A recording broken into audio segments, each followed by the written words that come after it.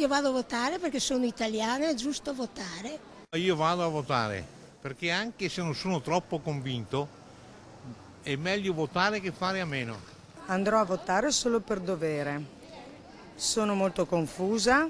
32 liste per 9 candidati sindaco e poco meno di 1000 aspiranti consiglieri comunali. Si presenta così la corsa per la poltrona di sindaco di Padova e il rinnovo del consiglio comunale. Chiamati alle urne in città 163.616 elettori. A registrare il maggior appoggio, almeno sulla carta, l'ex senatore del centrodestra Maurizio Saia. È sostenuto da 9 liste, ma c'è un giallo, forse una non sarà validata per presunte irregolarità.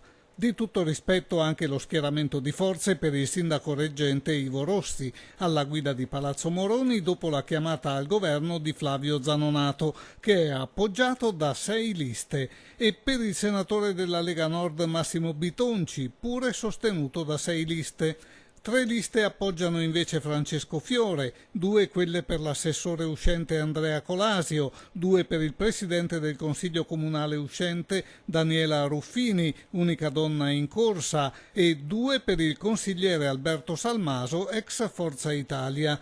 Corsa solitaria infine per il candidato grillino Giuliano Altavilla e per Bruno Cesaro, sostenuto dalla lista Padova Sociale. Fra le curiosità nella lista Impegno Comune compare Paola Aslan, sorella della scrittrice Antonia, e il professor Luigi Dalpaos, curatore di numerosi studi sullo stato di conservazione della Cappella degli Scrovegni. Fra le ultime liste presentate oggi, prima delle 12, quella dei socialisti e riformisti in appoggio a Ivo Rossi e quella dei Fratelli d'Italia a sostegno di Massimo Bitonci. A questo punto la palla passa agli elettori, siamo al rush finale e la battaglia per Padova è cominciata, ancora un mese per fare le ultime considerazioni.